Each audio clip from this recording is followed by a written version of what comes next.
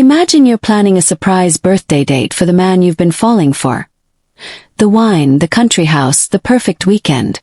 And then, in one drunken conversation by the fire, he reveals a secret so cruel it makes your stomach churn. Would you stay?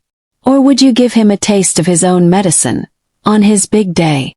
Studio microphone. If you've ever seen someone's true colors when they thought nobody was judging, you're going to want to hear this story. Don't forget to like, subscribe, and tell me in the comments, what would you have done in my place? It all started like a fairy tale. I was 26, he was 28. Thomas. The kind of man who looked polished on paper. Sweet, educated, witty, handsome. After 7 weeks of dating, the butterflies were still there. So when he invited me for his 29th birthday weekend at his father's country house in a sleepy French village, I felt like I was being welcomed into his real life. Meeting the father. Meeting the childhood friends, Alex and Bart. This wasn't just another fling. Day one was exactly what I hoped for. A glass of wine in my hand, the smell of grass and wood smoke, Thomas's father telling charming stories about the village. We laughed, we cooked, we played board games. I remember thinking, this is it. This is how adulthood love should feel. Saturday night was when everything cracked. We'd had a sunny day exploring the town, and now a garden party was in full swing. Neighbors dropped by. Music drifted across the hedges. Bottles of wine kept appearing. The air smelled of grilled meat and cut grass. As the evening cooled, a group of us circled a small campfire. Everyone loosened by alcohol, sharing childhood memories. At first it was light-hearted. Harmless pranks, embarrassing school photos. I laughed along. But then Thomas and his friends shifted gears. They started sharing what they called their legendary teenage pranks. And suddenly I wasn't laughing. Arthur's story. The bullying that never ended. They told it like it was a joke. A highlight reel of cruelty. How at 14 or 15, they'd chosen an isolated shy boy named Arthur as their target. First the name-calling. Then the online catfish scheme. They'd built a fake MSN Messenger account using Bart's cousin's photos. For months, they'd pretended to be a girl who liked Arthur. They flirted with him, collected his confessions, his hopes, his dreams. It had become a big secret joke at school. And when they got bored, they orchestrated a fake rendezvous. They told him to travel 2 or 3 hours by bus, wearing a t-shirt with Elmer the elephant. An inside joke. Of course, no one was waiting for him. Thomas laughed as he described how Arthur must have stood there, alone. He laughed again when he recalled showing Arthur's private messages to the whole school the next day. The kid disappeared after that, he slurred. Guess we broke him. I remember the firelight flickering across his face, the smell of smoke turning bitter in my nose.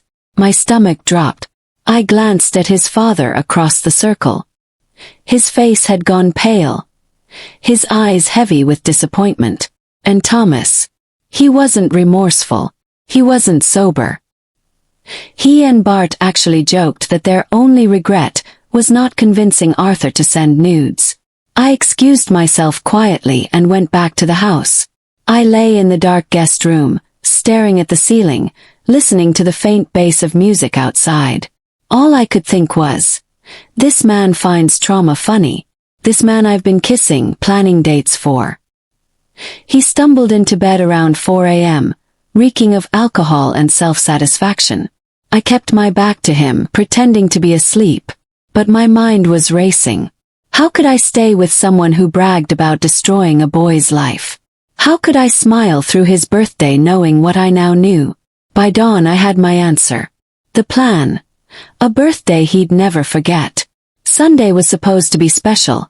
A one-on-one lunch date I'd been planning for weeks. But as the first trains began running back to Paris, I was already at the station with my bag. On the train an idea sparked. Not revenge for me, but a taste of what he'd done to Arthur. Small symbolic echo. I texted him a cheerful happy birthday and gave him instructions to meet me at a surprise location, an hour from the house. I told him I needed to go ahead to prepare everything. He woke up at 10 a.m., hungover but excited. I'll follow your instructions religiously, he texted. I almost smiled at the word, religiously. Execution, step by step. At 12:30. He arrived at the random location I'd picked on Google Maps. I texted him that there was a delay, to wait a bit longer. At 1 p.m., I sent him to a restaurant 30 minutes away. Order some food, I wrote. Get the most expensive bottle on the menu. When I arrive, you'll understand why I made you wait. I pictured him sitting there, glancing at the door every time it opened. His excitement slowly draining into confusion. The text started. Everything okay? Are you on your way?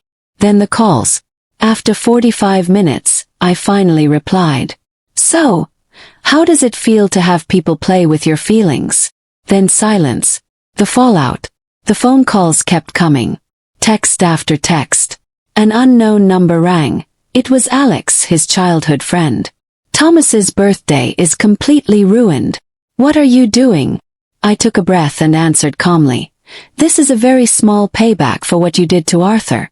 Tell Thomas to stop calling me. And I hung up. Then I blocked them all. That evening, alone in my Paris apartment, I felt both sick and strangely at peace. I had been growing attached to Thomas.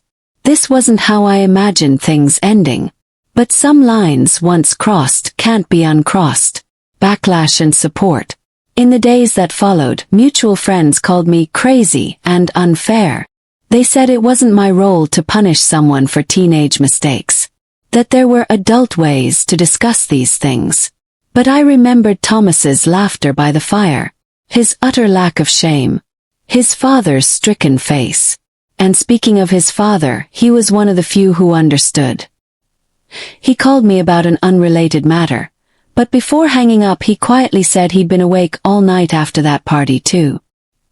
He didn't badmouth his son, but I could feel his disappointment.